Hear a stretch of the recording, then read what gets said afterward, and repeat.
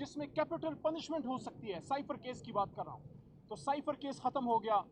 اس کے ساتھ ساتھ 1400 سال 1450 سال اسلام کی تاریخ میں زنا پہ سزا تو سنی تھی، نکاح پہ سزا دینے کی کوشش عمران خان صاحب کو کی گئی، جو ان کے خلاف عدت کا ایک انتہائی ناجائز، غلط اور اخلاق سے گرا ہوا کیس بنایا گیا۔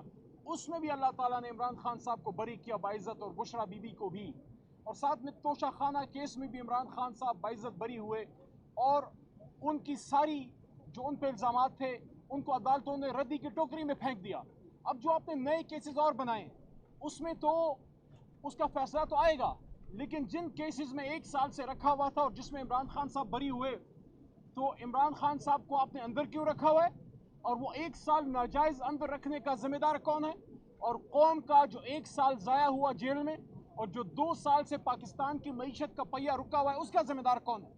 میں ان سب سے پوچھنا چاہتا ہوں جو پاکستان کے بہت مامے بنے ہوئے تھے کہ 2 سال سے تو عمران خان صاحب حکومت میں نہیں ہے نا، 2 سال سے تو عمران خان وزیر اعظم نہیں ہے نا، 2 سال سے تو شاہ محمود قریشی وزیر خارجہ نہیں ہے نا، 2 سال سے تو ہمارے ترین صاحب وزیر خزانہ نہیں ہیں، 2 سال سے میں پارلیمانی امور نہیں ہوں، 2 سال سے سپیکر اسد قیصر سپیکر نہیں ہے، 2 سال سے آپ کے من پسند چہیتے جن کو بار بار آپ آزما چکے ہیں آپ نے بٹھائے ہوئے ہیں۔ اب آپ سے سوال ہے 16 مہینے میں انہوں نے کیا کر دکھایا، اور اس کے بعد جب انوار صاحب کی حکومت آئی وہ اور یہ پچھلے 6-7 مہینے لگا لیں، آپ مجھے بتائیے، ہم تو اس وقت حکومت میں نہیں ہیں، عوام کو کس چیز کی سزا دی جا رہی ہے؟ مہنگائی کی کیا صورتحال ہے؟ کیا 35-40 ہزار کا ملازم مہینہ گزار سکتا ہے؟ کیا لوگ آج اپنے بلوں کے پیسوں کے لیے اپنی بچیوں کی بالیاں نہیں وہ گروی رکھ رہے یا بیچ رہے؟ کیا کنگن نہیں بیچے جا رہے؟ کیا بچوں کی فیسوں کے لیے لوگ جو ہے فاقہ کرنے پہ مجبور نہیں ہے؟ کیا اس وقت ایک موٹر سائیکل چلانے والا ایک عام شخص یا ایک وائٹ کالر شخص وہ اس وقت اپنی دوائیوں کے پیسے، اپنے نان نفقے کے پیسے، اپنا گھر چلانے کا انتظام کہاں سے کر رہا ہے؟ بجلی کے ریٹس عمران خان کی حکومت میں کیا تھے اور آج کیا ہیں؟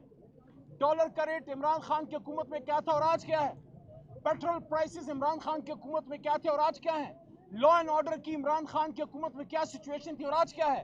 آپ کا جو ٹرائبل بیلٹ ہے امن و امان کی عمران خان کی حکومت میں کیا سچویشن تھی اور آج کیا ہے؟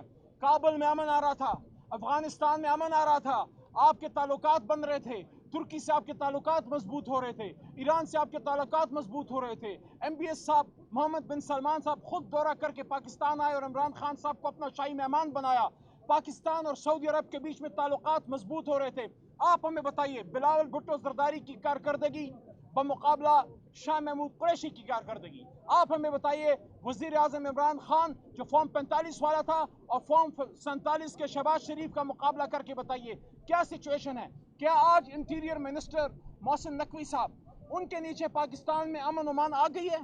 اور ان سے تو کرکٹ نہیں سنبھالی جا رہی، آج کرکٹ کا بیڑا غرق ہو گیا ہے، آج امن و امان کا بیڑا غرق ہو گیا ہے، آج پاکستان بنگلہ دیش سے ہار رہا ہے جن کو کبھی فرینڈلی میچ میں ہم کبھی جتوا دیا کرتے تھے، آپ کو وسیم اکرم کا وہ میچ یاد ہوگا، تو آج آپ بنگلہ دیش سے جیتنے کے جوگے نہیں ہیں، آج آپ کی انڈسٹری بند ہو رہی ہے، فیصل آباد میں ایک مشہور ٹیکسٹائل انڈسٹری آپ کی بیٹھ کے بند ہو گئی، ہمارے دور میں 50,000 پاور لومز بنی تھی، دوبارہ سٹارٹ ہو گئی تھی، اس وقت فیصل آباد کی انڈسٹری بیٹھ گئی ہے، اس وقت کراچی کی انڈسٹری بیٹھ گئی ہے، پاکستان میں کوئی انویسٹمنٹ نہیں آ رہی، آپ کے فوریکس ریزروز گر رہے ہیں، آپ کی ایکسپورٹس نہیں ہو پا رہی، کوئی باہر کا انویسٹمنٹ نہیں آ رہا، کیوں نہیں آ رہی؟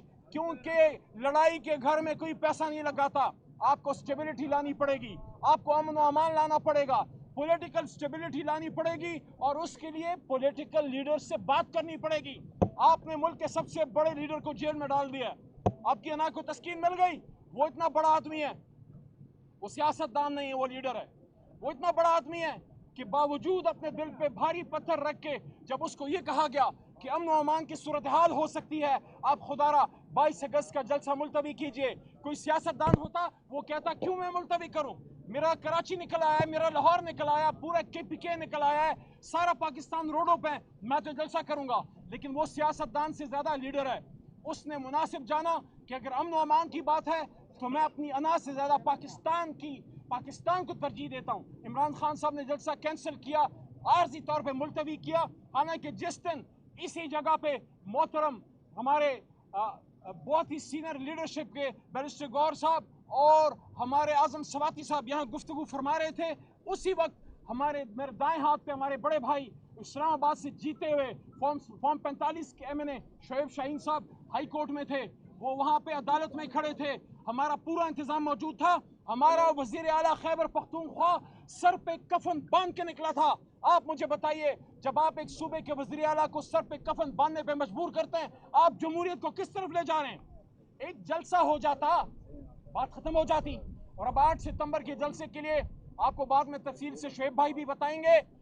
खान साहब ने आज कहा है कौम तैयारी रखे, 8 सितंबर का जलसा हम पुरअमन इंशाअल्लाह इस्लामाबाद की तारीख का सबसे बड़ा जलसा करने जा रहे हैं।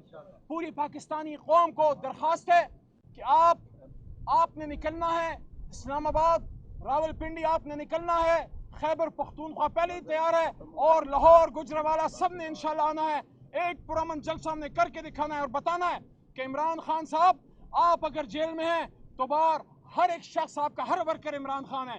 इंशाल्लाह 8 सितंबर की जलसे को हमने कामयाब करना है। और चलते चलते ये भी बता दूं, हम इस वक्त जॉइंट सेशन की बातें सुन रहे हैं।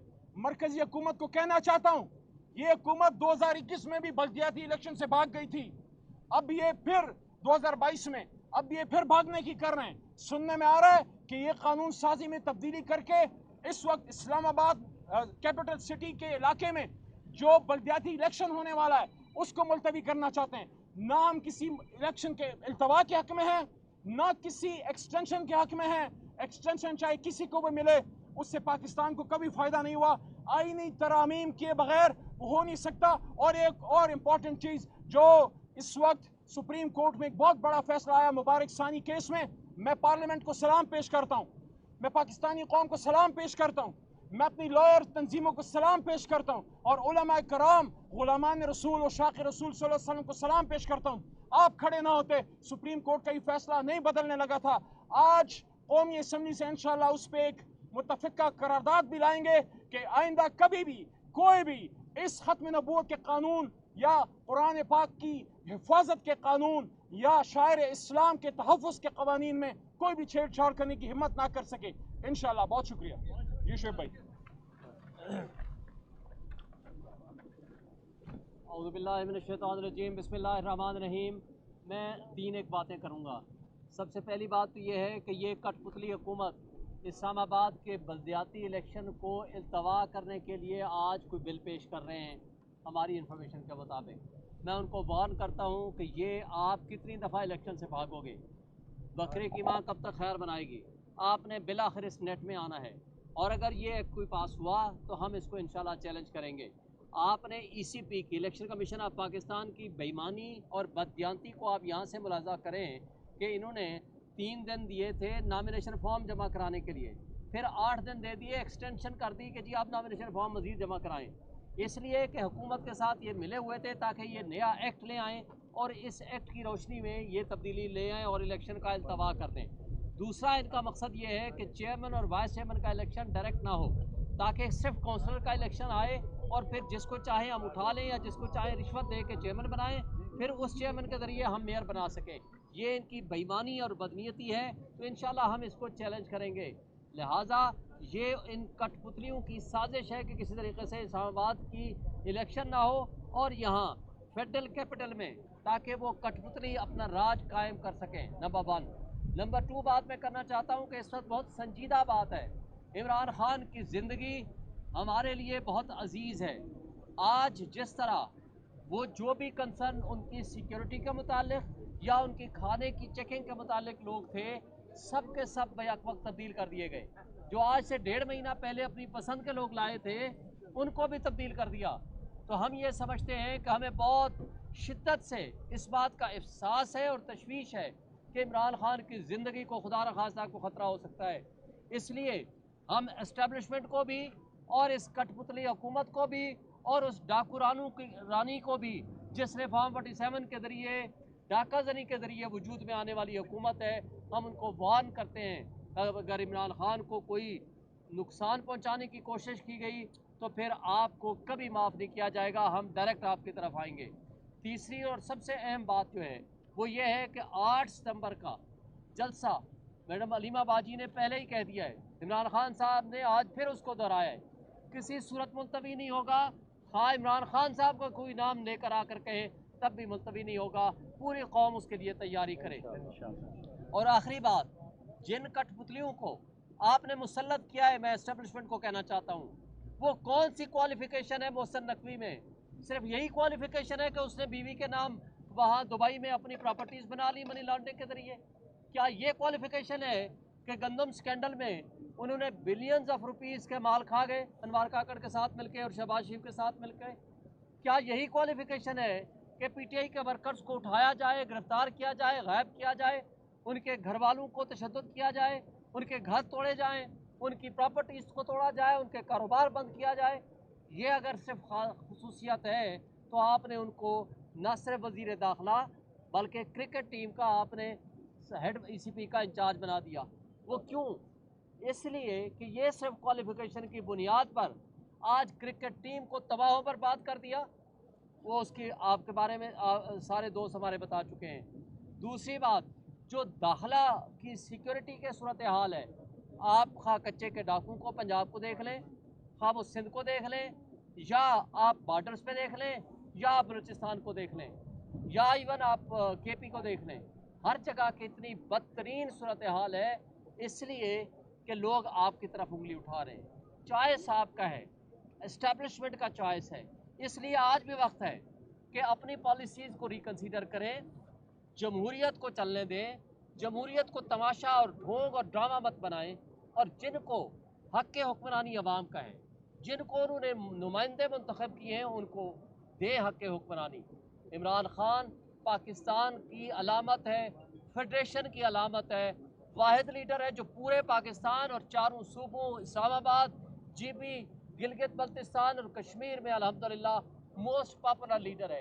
लिहाजा फेडरेशन की अलामत को आप पाबंद सलासल करेंगे या नुकसान पहुंचाने की कोशिश करेंगे तो आप फेडरेशन पे अटैक करेंगे। इसलिए आज भी वक्त है अपनी पॉलिसीज़ को रिकन्सिडर करें।